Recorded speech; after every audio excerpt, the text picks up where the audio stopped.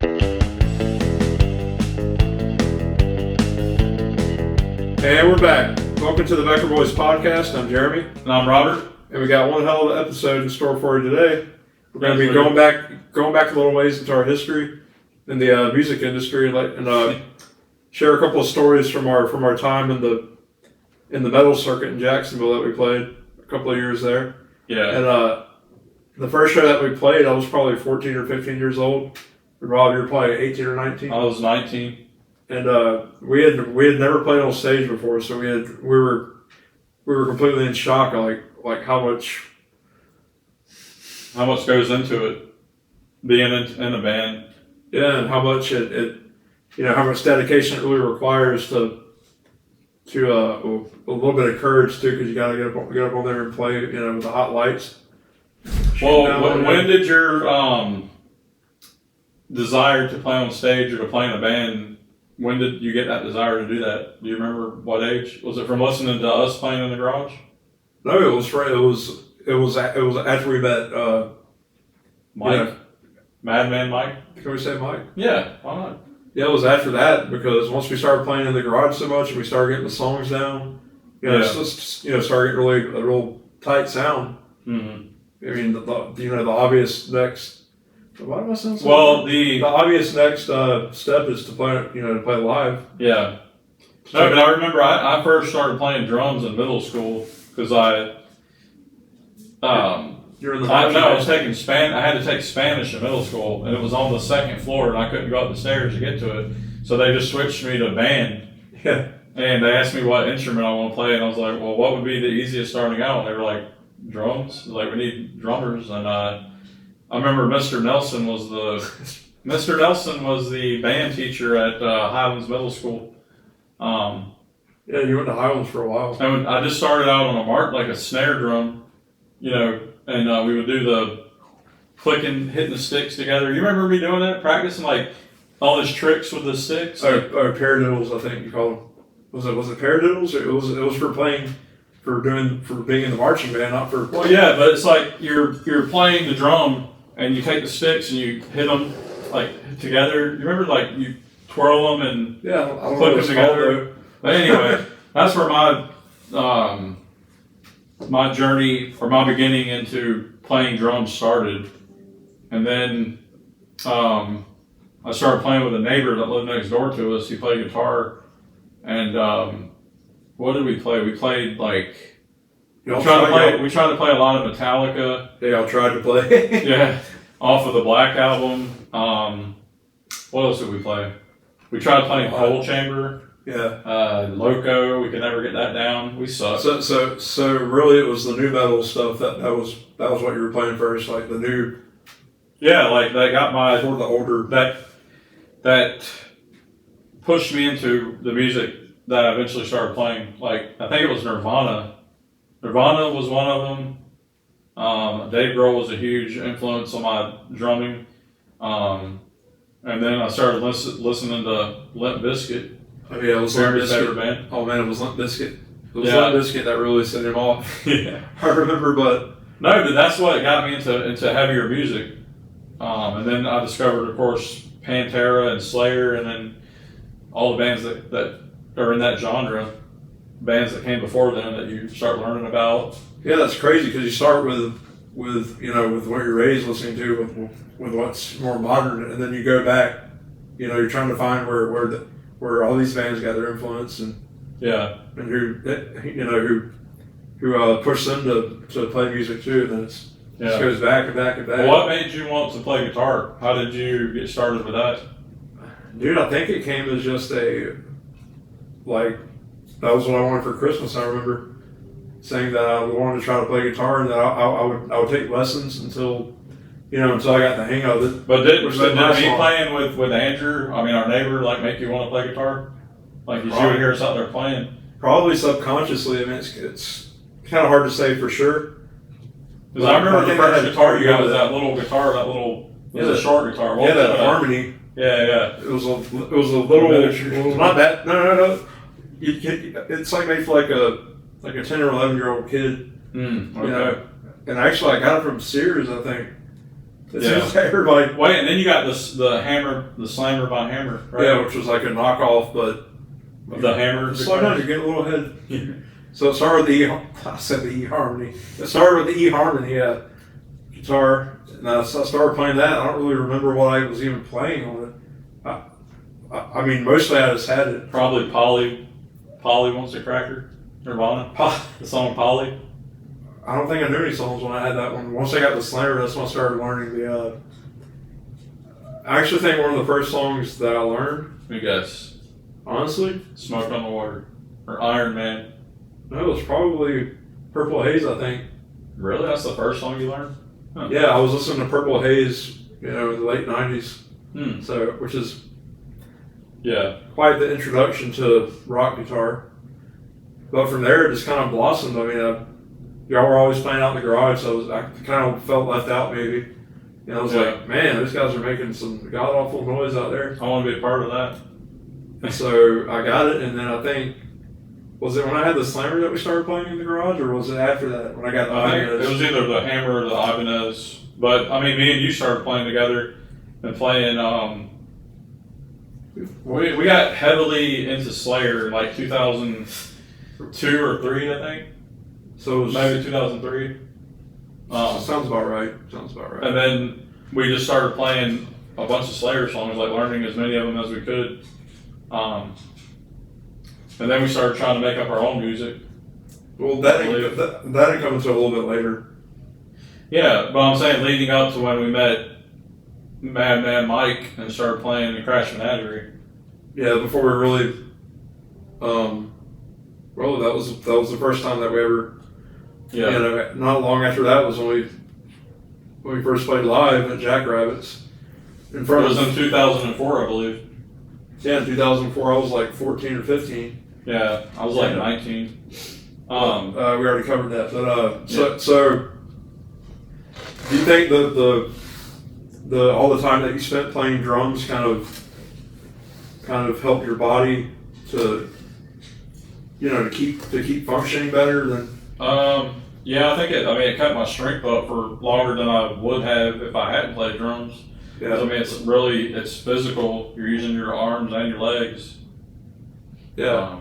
So really, you playing drums kind of started by accident when you got switched with the classes, and then because you probably got bored, after a while just doing rolls on a single drum. No,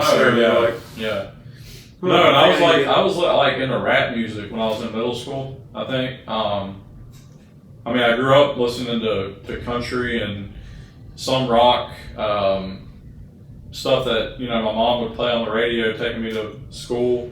And I listened to the early 90s dance music, club music that they play on the WAPE in Jacksonville. Or the Big 8, yeah.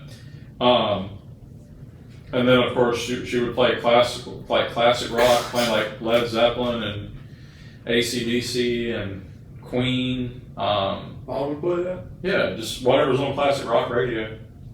Or soft jazz. Yeah, but then I remember our neighbors when we were growing up. I was friends with the neighbors behind us, and the guy, my neighbor, his older brother, was listening to heavier music. Introduced me to Green Day. He introduced me to Green Day. The Smashing Pumpkins, Marilyn Manson, Aerosmith. So all started to go downhill from there. You didn't go downhill. No, like your innocence as just a child listening to Alan Jackson. Listening to the wholesome radio rock that most people embrace. Did you notice any kind of fatigue that was not fatigue? Yeah, when I first started out playing drums, I had a lot more energy, and then I think after a couple of years, I don't know if it helped me or not. It could have. Maybe it was a detriment to me. No. Let me rephrase. Maybe it was detrimental. Wait, let me rephrase the question. Was it hard for you physically first learning how to play the full set, or was it just? Was it hard? Well, no, it was hard, but with the discipline, with the with the disability in mind, was it more taxing on your body, you think? Probably so, yeah. I mean, I wouldn't say it was overly difficult to play, but I couldn't play like a lot of other drummers could play. I couldn't play as fast. Yeah, double bass. I couldn't do that real fast. And like rolls around the drum set, like from the snare and then all across the toms, like was hard for me. But I did add some fills in there. Yeah, I think if you know, if you're still playing drums now and you're going to see a neurologist and all that stuff, that you would probably say that what you were doing Was good. yeah, it was definitely. We were seeing a neurologist, though, weren't we? Then? I mean, we still went to doctor's appointments and. Yeah, they didn't really know that you played drums, which, you know, because the guitar isn't anywhere near as physical Yeah. as playing the drums. So I think that's why I was able to play guitar a little bit longer, you know, than you were able to play the drums. Yeah.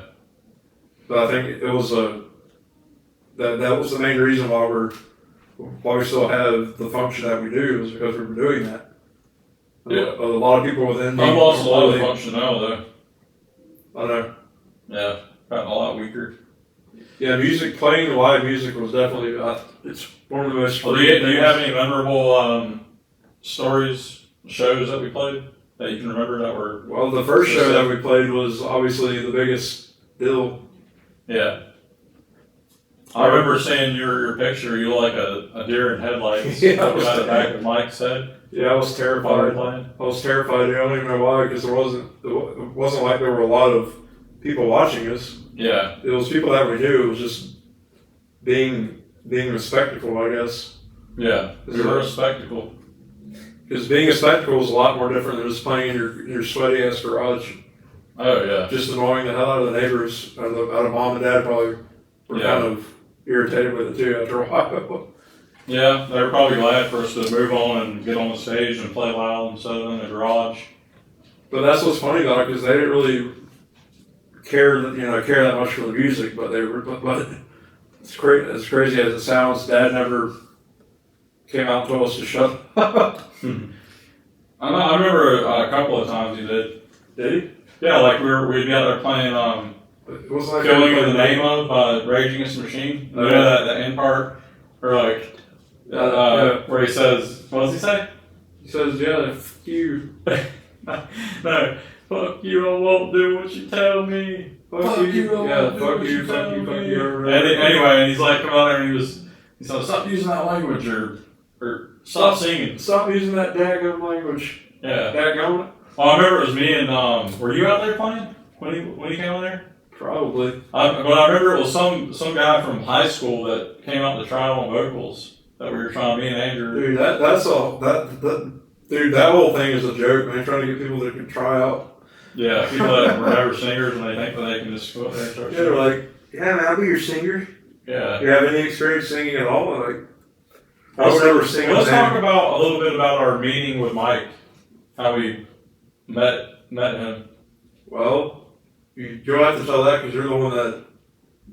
Made the connection. Yeah. Well, it was on Jack's Bands, I think. Yeah, it was the site. I don't think it's around anymore. jacksbands.com, where different musicians, local musicians, are looking for people to make music with and start a band. And I was digging through there and came across a post. It was a guitar player. I can't remember what he said he was looking for, but he was talking about he was looking for musicians to start a band with. And I believe I emailed him, and then You believe? yeah, I did email him, and I gave him my number, or we exchanged numbers somehow. Do you remember what the ad?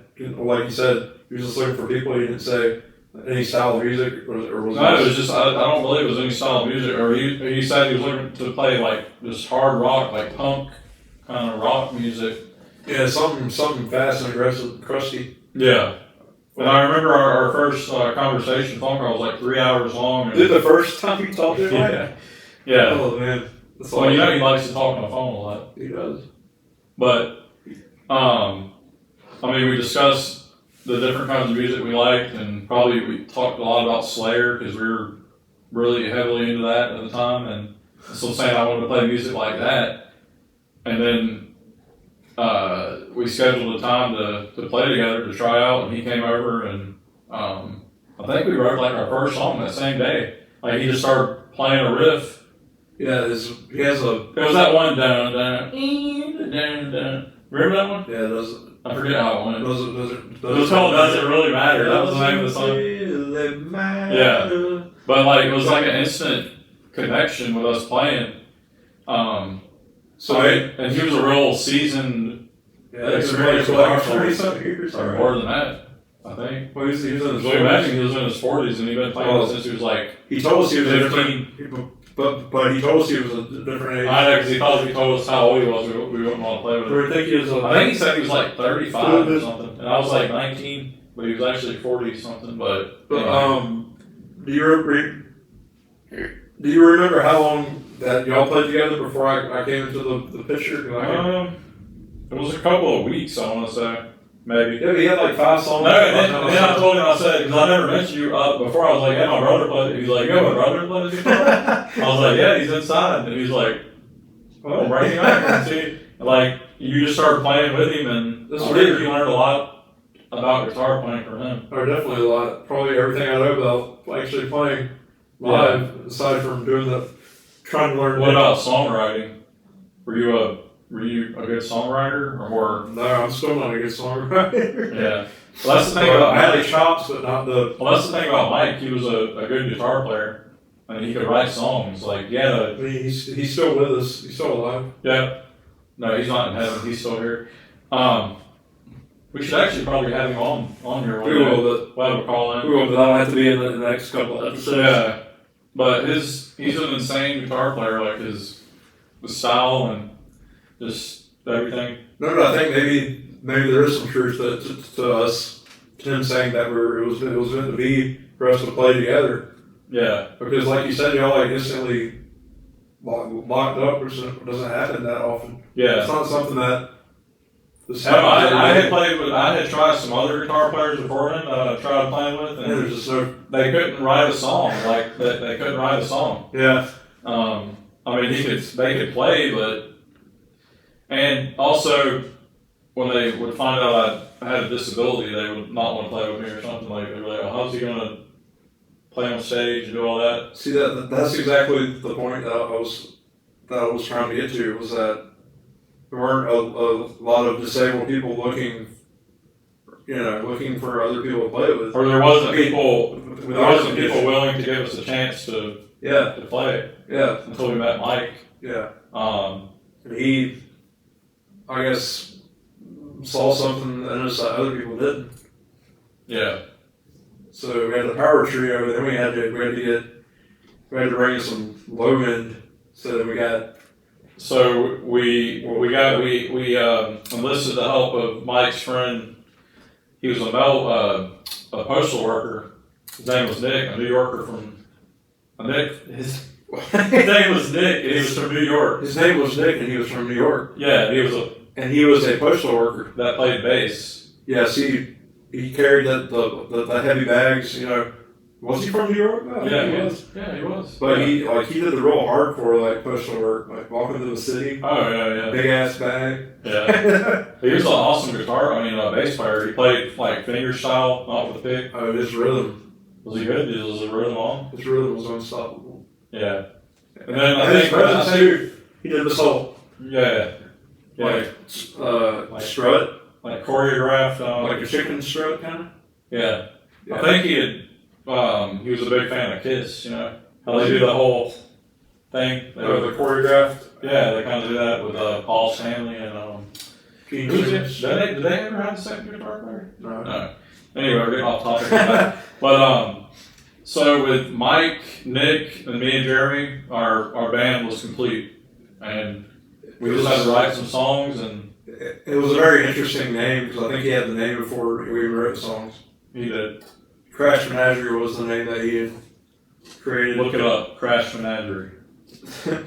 Something about crashing through some kind of menagerie with glass animals We were crashing into that, so. Yeah. Well, how would you describe the first music that we played with Nick and Mike?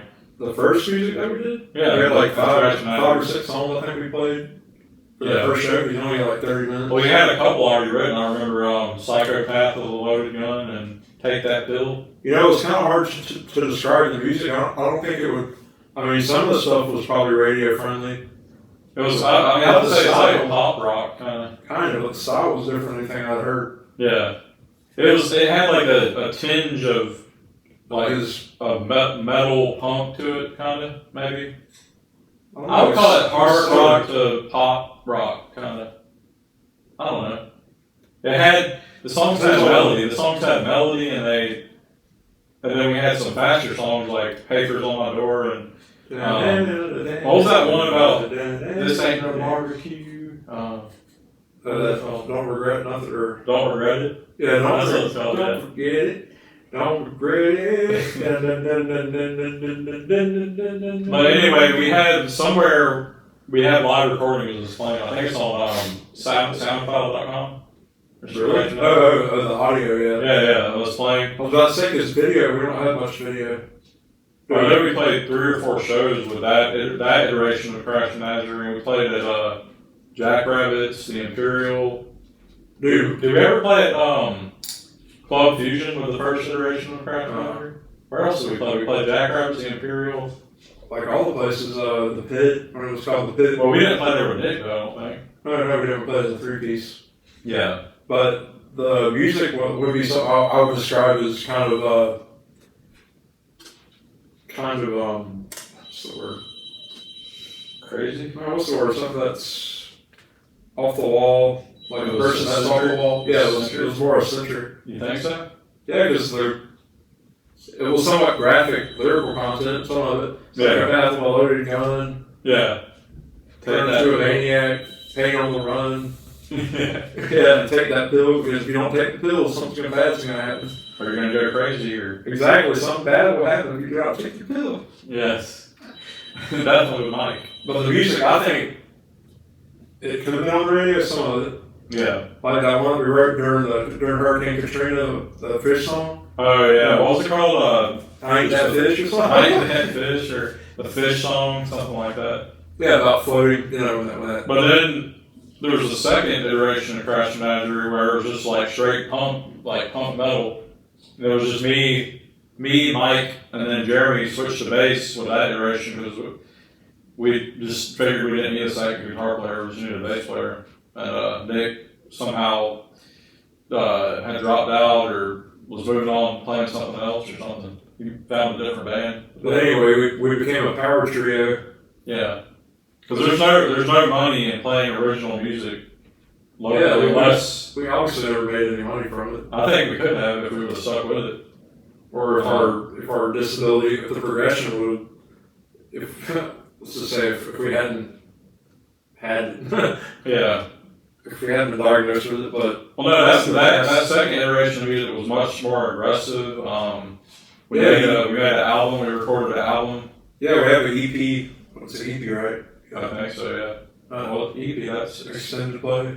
So an LP, long play, and it had a chainsaw on the cover, and it had it had like a woman screaming in the background, like from like Psycho or something.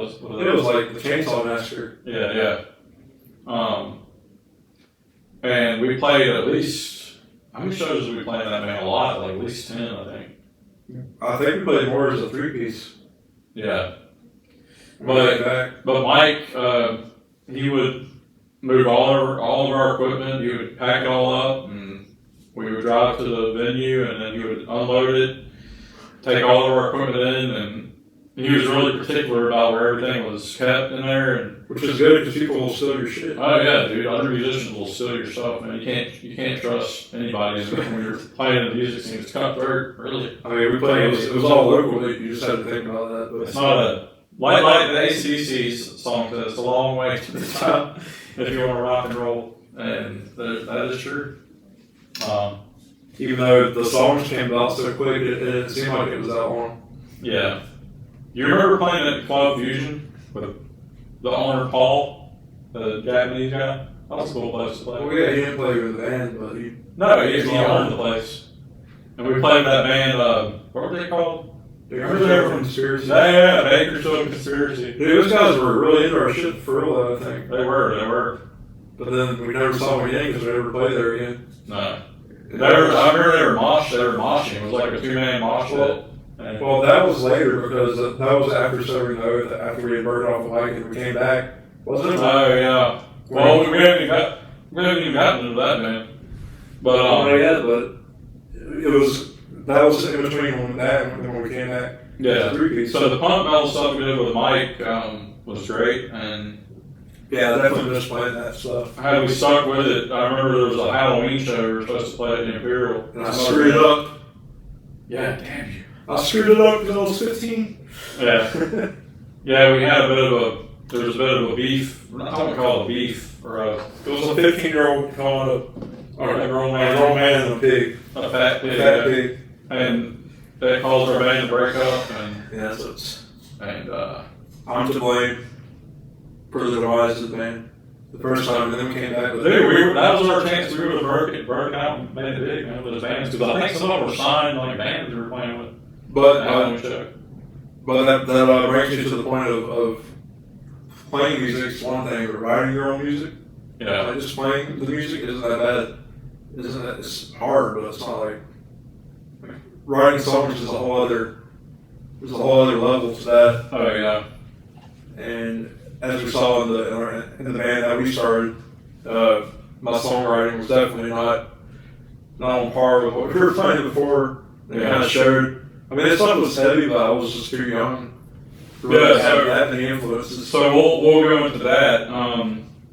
So after the breakup of Crash Menagerie, we started to look for other musicians to start a new band. We wanted to play metal strictly, kind of with our influence from Slayer and Lamb of God and bands like that. So I started my search for other musicians on jacksbands.com, and that's when I met the vocalist that we ended up with. Jace, this is his name. Should I say it? Or does it matter? I don't know. Was there copyright? Well, I met a musician, a vocalist on jacksbands.com that he came over and he was really into Pantera and Slayer. So were we. And Lamb of God. I mean, he had like Dimebag tattooed on him. I think he had Phil tattooed on him too, didn't he? Yeah, he has the Phil. The Phil on his arm. Yeah. Somewhere. The Phil. I can't do it with the Phil scowl anyway. Dude, he kind of had a similar like mannerisms. He had a demeanor. Like, really? Oh yeah. You know, he's a lot more laid back. Not as cocky as he wasn't as cocky. He wasn't cocky. Like Phil was back in the day. No, we all. But I met him, and I think did we already have songs written? Me and you? I can't remember, dude. Honestly, I thought we started from scratch. Yeah. But I told him up front, you know, that I had Becker muscular dystrophy, and you know, because I remember I was down on the ground, like putting my drums together, I was setting up my bass drum or something. I told him, I didn't know if you do it or not, just by the way I was moving, and I couldn't get up off the floor. I mean, what, you couldn't get off the floor, or you did it? No, I could. It was just harder, you know. Yeah, you had to push up and then use the throne for your drums. Yeah, they call it a Gowers maneuver. Gowers, yeah. Where you go put your hand up on your knee to push yourself up. So you go in there. I almost forgot what that was. Well, back to my point. So we met this vocalist. So we started writing songs with me and Jeremy on drums, Jeremy guitar, and our singer doing the vocals. And then I think we started looking for a bass player. We had the bassist, and then so we had to get obviously somebody to carry the low end. Yeah, so we found this bass player. So we thought we had our band set. We started writing songs, and then it was like, it'd be a lot cooler if we had a second guitar player. We had melodies and dual guitar playing. I don't know. Yeah, you had to tighten up the sound and make it thicker. I don't think it made us it. I don't think it made us tighter though. Yeah, it's just because I think the type of music that we were trying to play, you know, we were trying to be more technical than we thought. If you have two guitar players playing technical like metal, it's going to have to be really tight, the sound that you're getting from your amp. I think of bands like Testament, ones that have just really. What is used to get that really tight guitar sound? There ain't a lot of. I don't know. I'm not a gearhead. A lot of compression on there. Yeah. They use a lot of EQ. So you're not getting a lot of muddy sound or like. Yeah. Yeah, the whole, like, you know the thing, they all have the real low, muddy tone. Well, they scoop out the mids, I think. Which is not what you want for, like, corn, I think does. It has to have clarity, you know, with that type of music. Yeah. For that particular type of.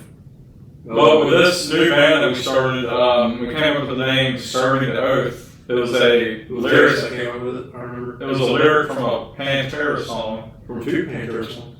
Where it says serving the faith, abduction of the oath. Yeah, but it's not two songs. It's serving the faith. What song is that? Is it Living in a Hole? Or is it Hell's Wrath? What song is that? Look it up on your phone. I can't remember. Anyway, look it up. I'll look it up. We came up with the name Serving the Oath, and we wrote a 10-song CD or album. Was it 10 or 5? It was only 10 songs. I think it was 10 songs. It was like 5 or 6. No, we had 10 in Crash Magic. But then, so I was responsible for getting us our first show that we played at, I want to say our first show was at Jackrabbits or the Imperial. Our first show at Serving the Oath was. You Jacks people out there know the Imperial. Yeah, that's now closed. It was a nice, a historic like music venue. A lot of bands played there. We played with a lot of famous, well-known metal bands. We played with Deicide, I remember at the French Quarter. Deicide, my God. We played with Goatcore. Who else did we play with? We played. Actually, we played 2 shows. 2 shows with Goatcore. Yeah. Then we played with the Jacksonville band, local band called My Own Sin. We played with them at Jackrabbits. Well, I haven't heard that name in a long time. And I remember Jack Owen was there from Cannibal Corpse. Yeah, he was playing in that band. They were called The Drift. They were called The Drift, and he thought we were badass. So yeah, when I came off the stage, he was like, "Man, that was brutal." I was surprised, like, thanks. You don't, I'm flattered that he said that. Well, no, we knew that he was in the band. Yeah. He was in the band. We knew that he was in the band. But we didn't know that we would encounter. It's like, there he is. Yeah. He was like right there, I remember. Yeah. It's like, you're leaving for Cannibal Corpse. I can come on, he was just being nice, wasn't he? Probably. He was being supportive of local bands. And sometimes it takes just one person to give you that inspiration to keep going. Who could have made it? Because he's Jack Owen. I know if we had tightened up our sound and sounded better, we probably. Yeah, we should have been a lot tighter. But we played. That's probably the band we played the most shows in. I remember we played at. We played out a couple of out of town shows. We played at a damn pizzeria, dude. In Valdosta, Georgia. Oh my God. We had to carry all our equipment up this narrow. How did we go up This there? narrow staircase. How the hell did we go up the stairs? One at a time, pushing up, on the railing. Dang, it's been so long. But we played at a pizzeria upstairs. There was like maybe 2 people watching us, I think. Yeah, we started playing Kyle Wish from Hell, I remember. Dude, but nobody knew the song. No.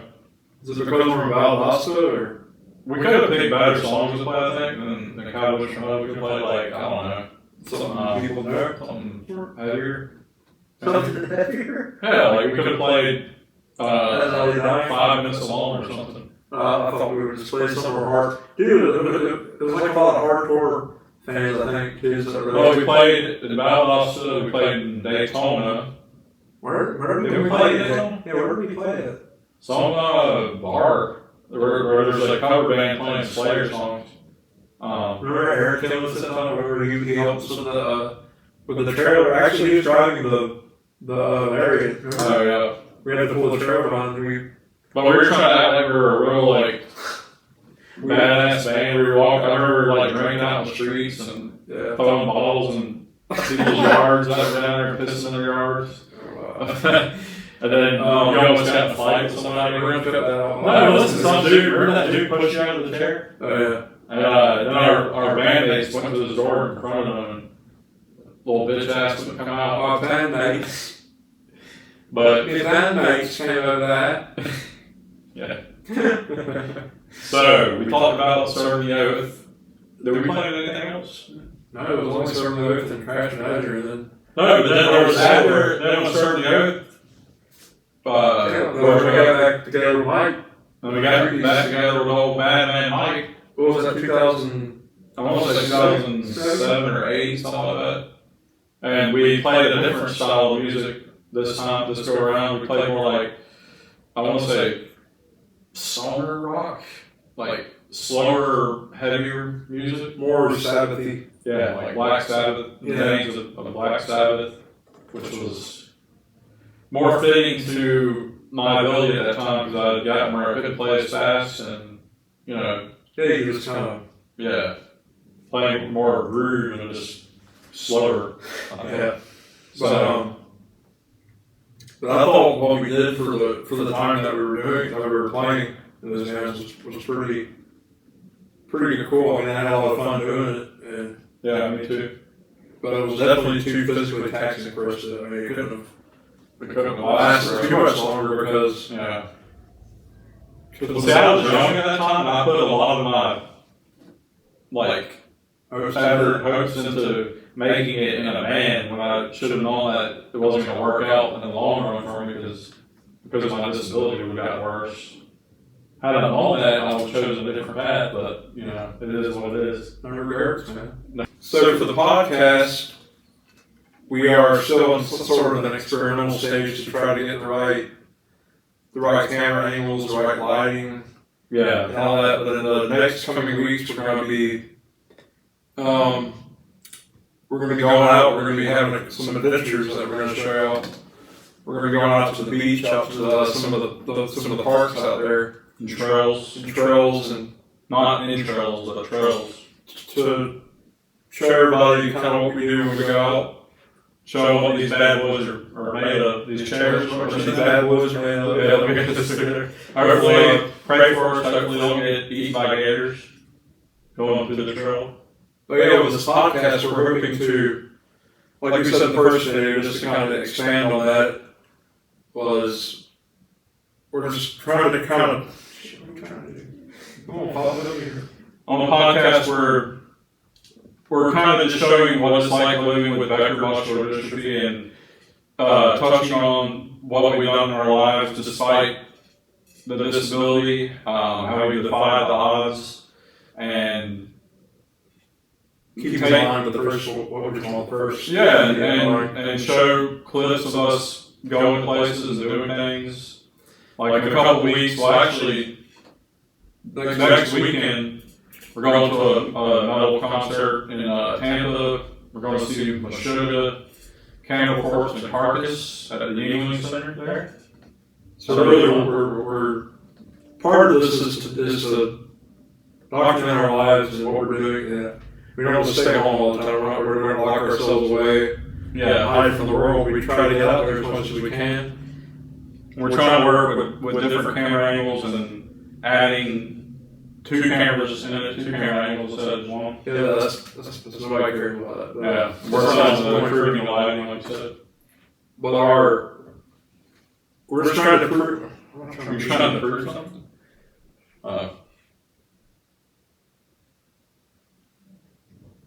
What's this podcast about?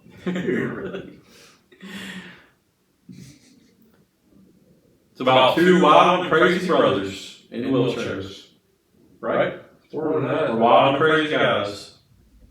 I guess we're not trying to set. We're somewhat trying to set an example.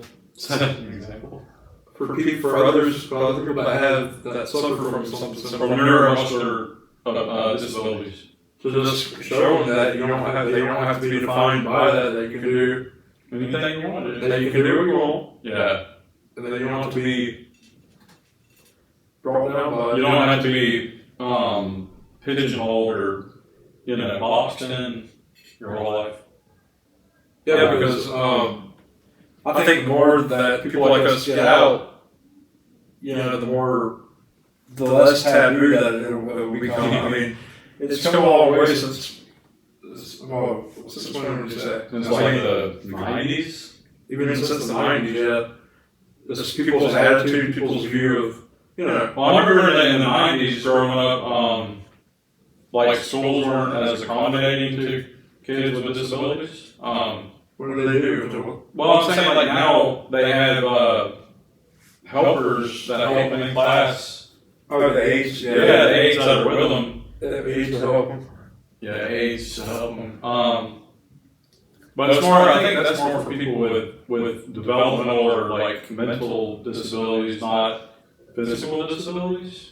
Even though Awesome. I remember I was fine in like elementary and middle school, and when I got to high school is when it got hard because I guess the books get thicker. well, and the elevators didn't work, and my locker would be at one end of the school on the bottom floor. So I'd have class upstairs, I'd have to go downstairs all the way to the other end to get my backpack and go all the way back to the other end where it just came from on the first floor. I mean, did you ever tell the school? I should have. Did you ever say anything about it? Man, I should have advocated for myself, or When you're younger, you don't. I was really shy and back then I let people push me around. I think too much, and I didn't stand up for my rights. I didn't stand up for myself. Yeah, Like you have to do. You just dealt with it. Yeah, I just dealt with the situation and didn't push to have accommodations made for me. You liked it. Well, there was one accommodation. What? I could leave my books behind the teacher's desk, so I wouldn't have to go to my locker to carry. They were like, pet, teacher's pet. Yeah, I was always like made fun of for that for some reason. Like, had I known, if I was like I am now, like I can't go to my locker to get it, that's why I have it behind the desk, you dumbass. I would have reacted in a different way. Which what people even then, like if somebody probably Maybe, I don't know. what would you do? I don't know. I wasn't as much of a hothead as I am. Would you get in their face? No, I'd be like, Would you swing your cane at them? dude, You weren't using a cane? dude, when I was in Trinity, I wasn't using a cane. Yeah. I just started using a cane until I was working at Chick-fil-A. But, so yeah, like you were saying, schools have definitely gotten better about that. Yeah. You know, But making even in everything society as a whole, viewpoint, that's what I'm saying. their perception of people with disabilities. You know, a lot of people see us as, or us and other people with disabilities like a burden, like on society, have to be taken care of, and like disability and stuff. Yeah, but can you really say that? What do you mean? I can say anything. That people think that? I'm saying people used to. Yeah, I think that there's probably still are people that think that way now. Because a lot of people, I mean, they see it if you're not You always computer call down savvy, to sometimes. if you're not. What you told me this other day? You said some quote somebody said if you're not contributing anything to society, No. you should just die. No, it was taken. Was that? It was taken out of context when I told you. It'd be funny. Who was that? Who was the? It was Epictetus. Who was he? The ancient philosopher. He was a Stoic. Was he Roman? He was Greek. He was Greek, I'm pretty sure. Not anyway, right? Yeah, but I mean, on the podcast, it's not only going to be about us and having beggars. It's going to show what things that we do too. It's a variety show. We're going to have everything. We're going to have entertainment, comedy, On occasion, but more serious stuff. We're even eventually going to incorporate guests on here. Yeah, you can call in and talk to us, and we'll have a conversation. eventually, once we get all that figured out. Yeah. But for now, we're just trying to do our best to inspire people to just grab life by the horns. Get out there. Ride it, baby. Ride it all day. Rolling it. Right? If you're rolling, if you're walking, if you're scooting, whatever you're doing, whatever you gotta do. Yeah. But I think the future looks bright, man. Really. For us, people like us. Like, no, with technology, it's only going to get better. And video games are kind of like training us or For the future. conditioning us for the future, control robots and stuff. You know, So they don't no, I mean, flip the switch. I mean, they can already fly drones from 1,000 miles away and like bomb sweep the whole building in the Middle East. Yeah. So why can't we control like a robot in a warehouse, moving boxes around or doing stuff? I don't know, instead of bombing. Yeah, I mean, you play a lot of video games, like bad games and stuff. I play I play that games. Yeah, so why can't we have some mechanized equipment that you can control from your house. And I mean, they have exoskeletons I've seen people use. dude, I want an exoskeleton. Dude, but it's crazy that because it's like a walk and run. It's like in the alien movies, you know, in Aliens. Yeah. They're using exoskeletons like that. And yeah, definitely. I think like maybe 20 or 30 more years, that people will be that people that lost the ability to, lost the ability to use the function of their body. But one day they'll be able to regain that.